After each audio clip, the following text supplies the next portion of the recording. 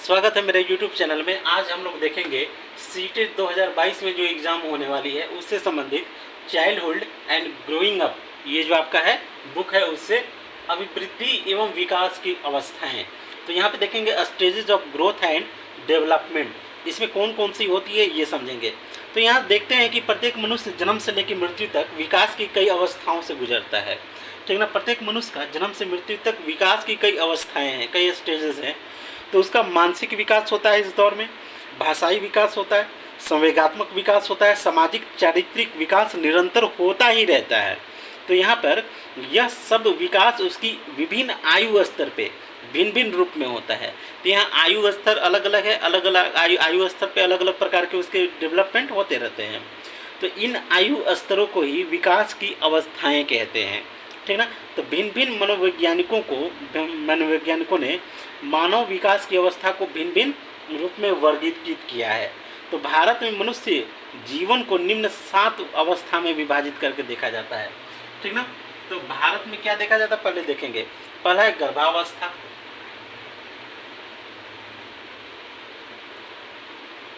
जब हम सभी अपने माँ के पेट में होते हैं, तब गर्भाधान से लेकर जन्म तक। ठीक ना, गर्भाधान से जन्म तक। चलिए, इसके बाद नेक्स्ट है दूसरा शैशव अवस्था। शैशव अवस्था, शैशव अवस्था जन्म से लेकर 5 वर्ष तक होता है। जन्म से 5 वर्ष तक की अवस्था होती है। अगला है बाल्यावस्था। तीसरा है बाल्या अवस्था। बाल्यावस्था 5 से लेकर 12 वर्ष तक, 5 से 12 वर्ष तक होती है। अगला है किशोरावस्था। चौथा है किशोरा अवस्था। किशोर अवस्था जो है आपका 12 से लेकर 18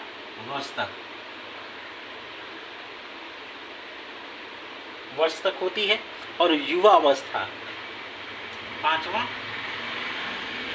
युवा अवस्था। युवा अवस्था को 18 से लेकर 25 वर्ष तक, 18 से 25 वर्ष तक। नेक्स्ट है प्रौढ़ा अवस्था। ठीक है, इसके बाद नेक्स्ट है प्रौढ़ा। इस अवस्था में तो हम लोग पहुंच चुके हैं, आप लोग तो इससे पहले वाले में हैं। चलिए कोई बात नहीं, 25 वर्ष से 55 वर्ष तक, 25 से 55 वर्ष तक। अब यहाँ हम लोग एक और देखेंगे वृद्धावस्था। वृद्धा अवस्था, तो इसकी उम्र 55 वर्ष से लेकर मृत्यु तक, 55 से मृत्यु तक। तो ये भारत में चलता है। इसका जो है पूरा क्रम, जो 7वां क्रम है, ये भारत में चलता है। अब यहाँ हम लोग देखेंगे कि अलग अलग जो साइकोलॉजिस्ट हैं, मनोवैज्ञानिक हैं, उन्होंने अलग अलग से कहा है। जैसे हर लोग कहेंगे गर्भावस्था को, हर लोग क्या कहेंगे, गर्भावस्था को जन्म से पूर्व वाला। इसके बाद प्रारंभिक शैशवावस्था, तो जन्म से 14 दिवस तक। यहाँ पे इन्होंने एक और बांट दिया है, जन्म से आपका प्रारंभिक शैशवावस्था को बांटा है। तो ना, इन्होंने बांटा क्या है, बेसिकली यही है। लेकिन हरलॉक ने कुछ और कहा है, रॉस ने कुछ और कहा है, कैल्सनिक ने कुछ और कहा है, सैले ने कुछ और कहा है, जोन्स ने कुछ और कहा है, कोल ने कुछ और कहा है। तो सबका यहाँ पे थोड़ा सा अलग अलग हो जाता है। तो किसने क्या क्या चीज़ ऐड किया है उसको भी हम लोग एक बार देख लेंगे। ठीक ना, चलिए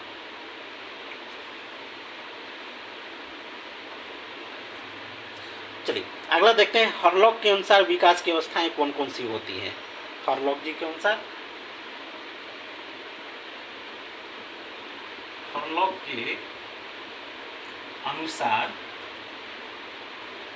विकास की अवस्थाएं, तो यहाँ विकास की अवस्था क्या है हरलॉक के अनुसार, पहले बात हम लोग देख लेंगे। चलिए, इन्होंने कहा है पहला गर्भावस्था, फिर नेक्स्ट है प्रारंभिक शैशवावस्था। प्रारंभिक शैशवावस्था, ठीक ना, दूसरे नंबर पे। तीसरे नंबर पे है उत्तर शैशवावस्था, उत्तर शैशवावस्था। इसके बाद नेक्स्ट है बाल्यावस्था, बाल्यावस्था। इसके बाद प्रारंभिक किशोरावस्था, इसके बाद प्रारंभिक किशोरावस्था, इसके बाद किशोरावस्था,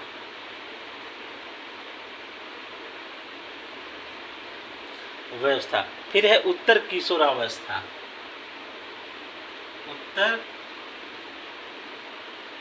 किशोरावस्था। अब यहाँ पे देखेंगे सबका उम्र देख लेते हैं। तो प्रारंभिक जो गर्भ है जन्म से पूर्व, उन्होंने इसे जन्म से पूर्व की ओर कहा है। इसके बाद प्रारंभिक शैशवावस्था जन्म से 14 दिवस तक, ये आपका जन्म से मात्र 14 दिन की अवधि को ही हर लोग ने इसे माना है कि सिर्फ 14 दिन तक इसका आपका प्रारंभिक शैशवावस्था है। इसके बाद 14 से 2 वर्ष तक, ये जो उत्तर वाला हो गया, और यहाँ ये वाला यहाँ पे है ना, माफ कीजिएगा, और ये यहाँ पे आ गया, थोड़ा सा गड़बड़ा गया, चलिए कोई बात नहीं, समझदार लोग हैं, समझ जाएंगे सब।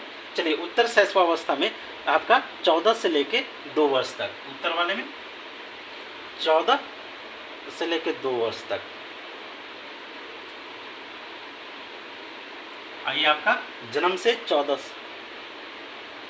दिवस तक, जन्म से 14 दिन, ये आपका गर्भ से आपका जो है पूर्व, चलिए जन्म से पूर्व, माफ कीजिएगा, जन्म से पूर्व ना, ये चीज़ है।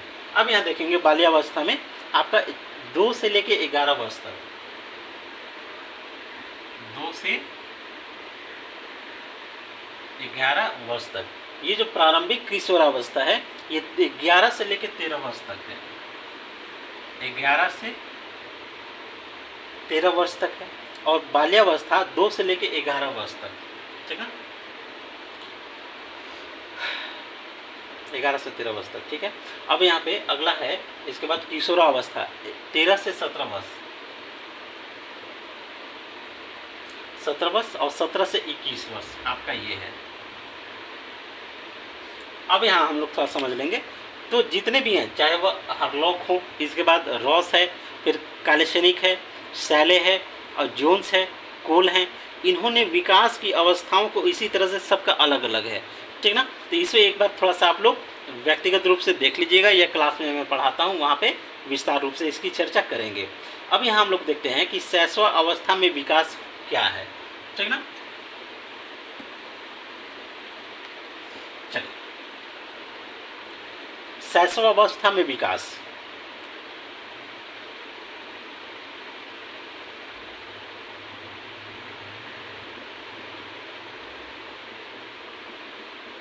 विकास क्या होता है। तो यहाँ पे शैशवावस्था जन्म होने के उपरांत मानव विकास की प्रथम अवस्था है। तो ये चीज क्या है, जन्म के उपरांत है, यह मानव विकास की प्रथम अवस्था है। साथ ही साथ शैशवावस्था को जीवन का सर्वाधिक महत्वपूर्ण काल कहा जाता है। यह जीवन का सर्वाधिक महत्वपूर्ण काल है।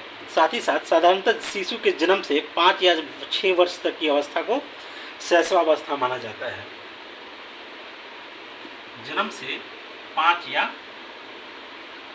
6 वर्ष तक की अवस्था को शैशव अवस्था समझा जाता है, ठीक ना। इस अवस्था के व्यक्ति के विकास का नींव कहा जाता है। तो ये क्या है, व्यक्ति के विकास का नींव, व्यक्ति के विकास का नींव है। जब भी आप पढ़ते हो, खासकर सीटेट जैसे एग्जाम के लिए, जेटेट झारखंड टेट हो या यूपी टेट हो या डीएसएसबी हो, तो जो पेडागोगी है इस तरह से तोड़ कर पढ़िए, इस तरह से तुम पूरा कॉन्सेप्ट किताब से पढ़िए। किताब से पढ़ने का फ़ायदा ये मिलेगा कि सीटेट कितना भी सीटेट में प्रश्न कितना भी जटिल है, अगर आपके पास कॉन्सेप्ट है, एक एक पॉइंट है, तो जैसे ही पढ़ते जाइएगा सारा कॉन्सेप्ट क्लियर, अगर आपके दिमाग में है तो सब कुछ क्लियर हो जाएगा। एक बार प्रश्न पढ़िए ठंडे दिमाग से और उसके बाद ऑप्शन पे गौर कीजिए, और फिर एक बार प्रश्न पढ़िए, फिर वापस जवाब आपको मिल जाएगा कि उसका सटीक आंसर क्या है। ठीक ना, तो किताबों को पढ़ना ज़रूरी है।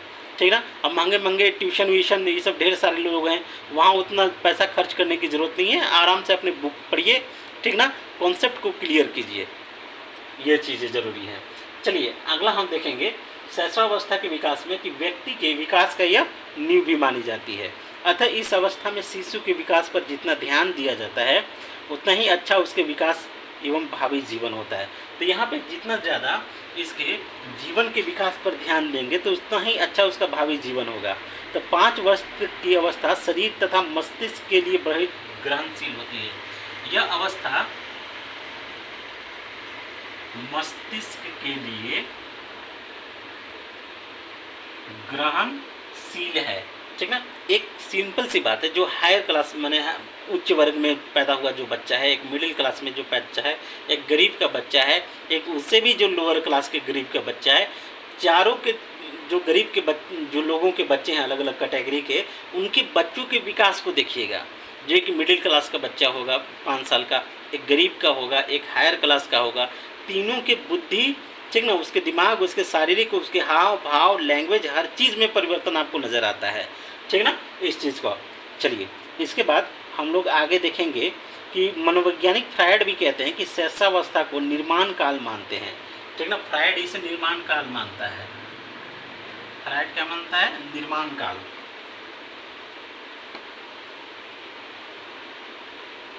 या निर्माण काल माना जाता है। और मनुष्य को जो कुछ बनना होता है वह 4-5 वर्षों में ही बन जाता है, फ्रायड महोदय जी कहते हैं। बात तो सही है। अगर किसी बच्चे का सामाजिक और आर्थिक पृष्ठभूमि से बेहद स्ट्रॉन्ग घर में जन्म होता है तो स्वाभाविक सी बात है बचपन से बहुत ऊंचे लेवल से हर चीज़ शुरुआत करेगा। ठीक ना, चीज़ों को देखेगा, महसूस करेगा, तो उसकी अंडरस्टैंडिंग कुछ और होगी। और एक है जो उतना कुछ देखा नहीं है, गरीब का बच्चा है, तो दोनों के मानसिक विकास में बहुत आपको आसमान ज़मीन का अंतर मिलेगा। चलिए इसके अलावा एडलर जी ने कहा है कि बालक के जन्म के कुछ माह बाद ही निश्चित किया जा सकता है कि जीवन में उसका स्थान क्या है। ठीक है, या फिर स्ट्रैंग महोदय कहते हैं कि जीवन के प्रथम 2 वर्ष में बालक अपने भावी जीवन का शिलान्यास करता है। यद्यपि किसी की आयु में उसकी परिवर्तन हो सकता है पर प्रवृत्तियाँ और प्रतिमान सदैव बने रहेंगे। तो बच्चा अगर बचपन में जितना ज़्यादा खुशहाल परिवार में होगा उसका भविष्य में डेवलपमेंट भी ज़्यादा अच्छा। खुशहाल परिवार का मतलब अर्थ से ही नहीं है। ठीक ना, अगर परिवार शिक्षित है, ठीक ना, तो उसका मानसिक विकास कहीं ज़्यादा होता है। शिक्षित होना यहाँ ज़्यादा महत्वपूर्ण है मेरे लिए कि अगर शिक्षित परिवार में है या सभी लोग अच्छे विचार व्यवहार के हैं तो बच्चा बहुत ज़्यादा ग्रहणशील एक्टिव होता है। आर्थिक परिस्थिति उतना ज़्यादा मायने नहीं रखती, थोड़ा सा तो लगता है कि बूम है, लेकिन ऐसा नहीं है, बाद में पता चलता है स्कूल कॉलेज में। चलिए अगला हम लोग देखेंगे गुड इनफ के अनुसार व्यक्ति का विकास भी मानसिक विकास होता है। व्यक्ति का जितना भी मानसिक विकास होता है उसका आधा 3 वर्ष में ही उसका हो जाता है। ये गुडनर महोदय यहाँ पे कह रहे हैं। तो इस तरह से आप शैशवावस्था की आपकी कुछ प्रमुख विशेषताएं हैं उनको भी देख लेते हैं।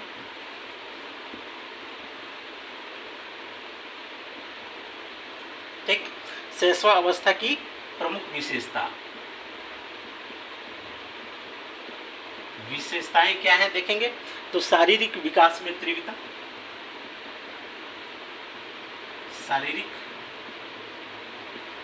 विकास में तीव्रता, इसके अलावा मानसिक क्रियाओं में भी तीव्रता, मानसिक क्रियाओं में तीव्रता, इसके अलावा सीखने में भी तीव्रता, सीखने में तीव्रता, इसके अलावा कल्पना, इमेजिनेशन। ठीक ना, ये चीज। इसके बाद नेक्स्ट है आपका दोहराने की प्रवृत्ति, दोहराने की प्रवृत्ति, दूसरों पर निर्भरता, दूसरों पर निर्भरता एक बार लिख लें, उसके बाद डिस्कशन कर लेंगे। अनुकरण द्वारा सीखने की प्रवृत्ति, अनुकरण द्वारा सीखने की प्रवृत्ति, मूल प्रवृत्त्यात्मक व्यवहार, इंस्टिंक्टिव बिहेवियर, मूल प्रवृत्त्यात्मक व्यवहार। ठीक है, अब पहले इतना देख लेते हैं। इसमें और भी है, जैसे कि संवेगों का प्रदर्शन कैसा है, स्वप्रेम की भावना क्या है, नैतिक भावना का अभाव, सामाजिक भावना का विकास, प्रत्यक्ष आत्मक अनुभव द्वारा सीखना, दूसरे शिष्यों के प्रति रुचि, काम प्रवृत्तियाँ इत्यादि। तो हम लोग यहाँ पे चर्चा कर लेंगे बारी बारी से इस पर। हम लोग यहाँ देखेंगे कि शारीरिक विकास में तीव्रता, तो शैशव अवस्था की शारीरिक, मानसिक, संवेगात्मक और सामाजिक विकास से संबंधित कुछ प्रमुख विशेषताओं में सबसे प्रमुख है शारीरिक विकास की में तीव्रता होती है। तो बालक के जीवन में प्रथम 3 वर्षों में ही शारीरिक विकास गति तेज गति से होती है। एक माड़ भात खा रहा है, सब्जी रोटी खा रहा है, ठीक ना, या हल्का सा दूध मिल रहा है, एक है जो दूध में कॉम्प्लान मिला के पी रहा है। तो दोनों में भाई तो हेल्दी वेल्दी, जो संपन्न घरों के बच्चे हैं थोड़ा सा फ्लैबी मिलते हैं, थोड़ा सा हष्ट पुष्ट मिलते हैं, मोटे मोटे से मिलते हैं। काजू किशमिश खा रहे हैं, काजू कतली खा रहे हैं, तो हेल्दी वेल्दी होते हैं, भार होता है, थोड़ा सा शरीर में जान होती है। और वो एक गरीब परिवार, मतलब हम भी गरीबी परिवार से हैं, तो उनके बच्चे क्या हैं, दुबले पतले से हैं, थोड़ा सा उनके बोन डेंसिटी देखिएगा, थोड़ी हड्डी मजबूत है, ठीक ना। तो ऐसा नहीं है कि जो मतलब संपन्न घर के बच्चे हैं, जो गरीब घर के बच्चे हैं, ठीक है, यहाँ पे शारीरिक विकास में तीव्रता लिखा है, लेकिन मेरे यहाँ से जो गरीब परिवार के बच्चे हैं, उनके बच्चे ज़्यादा हड्डियों में उनकी ज़्यादा दम है, ठीक ना। भले ही खाते खान पान में दोनों के बहुत अंतर है, मैं मानता हूँ इस चीज़ का। तो यहाँ देखेंगे कि बालक के जीवन के प्रथम 3 वर्षों में शारीरिक विकास की गति क्या होती है, मंद होती है, तीव्र होती है, सॉरी। प्रथम वर्ष में लंबाई एवं भार दोनों में तीव्र गति से वृद्धि होती है। उसकी कामेंद्रियाँ, आंतरिक अंगों, मांसपेशियों आदियों में उत्तरोत्तर विकास होता है। तो भोजन निर्भर करता है, ठीक ना, भोजन निश्चित रूप से निर्भर करता है, ठीक है, ये चीज़ तो मानना पड़ेगा। मानसिक क्रियाओं में तीव्रता, शिशु को जो मानसिक क्रियाएं हैं, जैसे ध्यान, स्मृति, कल्पना, अवधान, संवेदना, प्रत्यक्षीकरण, कल्पना आदि का विकास तेज गति से होता है। और 3 वर्ष आयु तक शिशु की लगभग सब मानसिक शक्तियाँ भली भांति कार्य करने लग जाती हैं, ठीक है। अब हम लोग यहाँ पे देखेंगे, ठीक है, सीखने में तीव्रता होती है, रैपिडिटी इन लर्निंग। तो शिशु के सीखने की प्रक्रिया में बहुत तीव्रता होती है, ठीक है, वह अनेक बातों को जल्दी यहाँ पे सीख लेता है। तो गेसल ने भी कहा है कि बालक प्रथम 6 वर्षों के बाद, ठीक ना, 12 वर्षों से दुगना सीख लेता है। सीखने की स्पीड यहाँ पे बहुत ज़्यादा पाई जाती है। कल्पना यानी इमेजिनेशन, तो शैशवा अवस्था में कल्पना का बहुत बाहुल्य होता है। शिशु परियों की कहानी को सत्य समझता है, उसे लगता है कि सचमुच परी सफ़ेद कपड़ों में छड़ी लेकर उसके सपनों में आती है। और शिशु कल्पना जगत को ही यथार्थ समझता है, वास्तविक समझता है, और यथार्थ जगत की जो गतिविधियां हैं उसे प्रभावित नहीं करती हैं।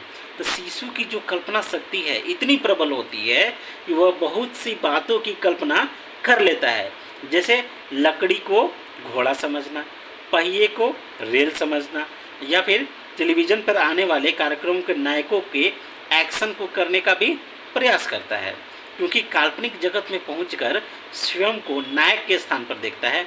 और इससे कभी कभी बड़ी दुर्घटनाएं भी हो जाती हैं। जैसे पहले एक सीरियल आता था शक्तिमान, तो जब सीरियल आया था तो कई बच्चे जो हैं छत पर चढ़ गए और चढ़ के ऊपर से कूद गए और कूद के चिल्लाए शक्तिमान, नीचे गिरे तो हाथ पैर तोड़ बैठे, ठीक ना। तो ऐसा भी हुआ है, ठीक ना, खासकर जब शक्तिमान आता था, ठीक ना, मुकेश खन्ना जी थे, हम सब भी उस समय बच्चे थे, तो कई बच्चों ने ऐसी हरकत की कि हाँ शक्तिमान करेंगे और शक्तिमान यूँ घूमते घूमते घूमते घूमते आएगा और मुझे बचा लेगा।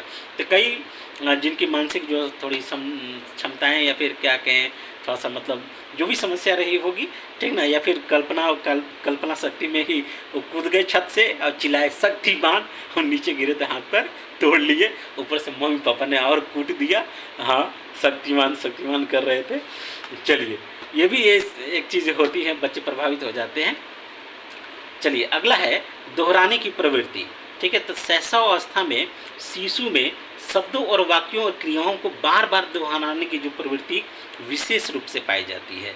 और दोहराने में शिशु एक प्रकार का आनंद का अनुभव करता है, ठीक ना। अगला है दूसरों पर निर्भरता। तो स्वाभाविक सी बात है कि मानव शिशु जन्म से कुछ समय बाद एक नितांत असहाय स्थिति में आता है। कोई भी हम सभी बच्चे हैं तो निश्चित रूप से 3 साल 5 साल सब कुछ तो मम्मी पापा ही संभालते हैं, ठीक ना, ये चीज़। तो वो अपनी भौतिक और संवेगात्मक आवश्यकताओं के लिए माता पिता परिवार या दूसरे अन्य सदस्यों पर पूरी तरह से आश्रित होता है। तो खाने पीने, कपड़ा पहनने, बिस्तर पर लेटने आदि सभी कार्यों के लिए दूसरों पर पूरी तरह से निर्भर होता है, ठीक ना। और ज़्यादातर वह अपनी माँ पर ज़्यादा निर्भर होता है और दूसरे बच्चों से झगड़ा होने पर तुरंत अपने माता पिता से शिकायत करता है। तो यहाँ पर स्नेह, प्रेम, सुरक्षा आदि के लिए माता पिता या अन्य बड़ों पर निर्भर रहता है वो। अगला है अनुकरण की प्रवृत्ति, यानी attitude of learning by imitation. तो शिशु में सबसे अधिक और जल्दी अनुकरण विधि से सीखते हैं। तो परिवार में माता पिता, भाई बहन तथा अन्य सदस्यों के व्यवहार का वह अनुकरण करता है और सीखता भी है, ठीक है। अब यहाँ पे आगे जो है क्लास में पढ़ा देंगे फिर कभी। तो यहाँ पे हम लोग देखेंगे कि यहाँ पे जो मूल प्रत्यात्मक व्यवहार भी शामिल है, संवेगों का यहाँ पे प्रदर्शन भी शामिल है, स्वप्रेम की भावना भी है, नैतिक भावना का अभाव भी है, ठीक ना, और सामाजिक भावना का यहाँ विकास भी होता है। प्रत्यक्ष अनुभव द्वारा भी वह कई चीज़ों को सीखता है। दूसरे शिष्यों के प्रति यहाँ पे रुचि भी उत्पन्न होती है और काम प्रवृत्ति इत्यादि भी होती है, ठीक है। अब शैशवावस्था में शिक्षा का स्वरूप कैसा हो, तो यहाँ पे स्नेहपूर्ण व्यवहार होना चाहिए, जिज्ञासाओं की संतुष्टि एकदम ज़रूरी है उसके मानसिक विकास के लिए, वास्तविकता का ज्ञान उसे बताना जरूरी है, ठीक ना, ये चीज़ें। व्यक्तिगत स्वच्छता की भी यहाँ पे शिक्षा देना बेहद ज़रूरी है, बार बार टोकना जरूरी है, बोलना जरूरी है, समझाना जरूरी है, ठीक ना। मूल प्रवृत्तियों को भी प्रोत्साहित उसकी करना चाहिए, डांटना नहीं चाहिए, ज़्यादा उसे धमकाना दबाना उचित नहीं है, फिर वो दब्बू बन जाएगा। ज़्यादा आज्ञाकारी जो बच्चे होते हैं दब्बू हो जाते हैं। तो थोड़ा सा चंचल, थोड़ा सा बदमाश होना चाहिए, अच्छा लगता है। पालन पोषण भी उसका सही तरीके से होना चाहिए। आत्मनिर्भरता का विकास होता है, सामाजिक भावनाओं का भी यहाँ पर विकास होता है, आत्म प्रदर्शन के लिए अवसर प्राप्त होते हैं, आत्म अभिव्यक्ति के लिए भी यहाँ पे बच्चों को पूरी तरह से छूट देना चाहिए, क्या बोलना है क्या नहीं बोलना है। जहाँ गलती करे वहाँ बोलो कि हाँ बेटा ये चीज़ गलत है, ठीक है ना, ये चीज़ें। तो क्रिया तथा खेल के द्वारा उसे शिक्षा प्रदान करनी चाहिए। मानसिक क्रियाओं के अवसर भी उसे प्राप्त होने चाहिए, अच्छी आदतों का निर्माण हो और व्यक्तिगत विभिन्नता पर ध्यान और संवेगात्मक सुरक्षा इत्यादि होता है। तो आज आपका अभिवृद्धि एवं विकास की अवस्था में और खासकर शैशवावस्था में इतना ही। पसंद आया हो तो लाइक कीजिए, शेयर कीजिए, सब्सक्राइब कीजिए और साथ ही साथ क्लास में ज्वाइन कर सकते हैं, ठीक ना, शेयर ज़रूर कीजिएगा। Thank you. कमेंट में अपना सुझाव ज़रूर दीजिएगा, क्या सुधार करें क्या सुधार नहीं करें, ठीक ना, ये ज़रूर बता दीजिएगा। नमस्कार।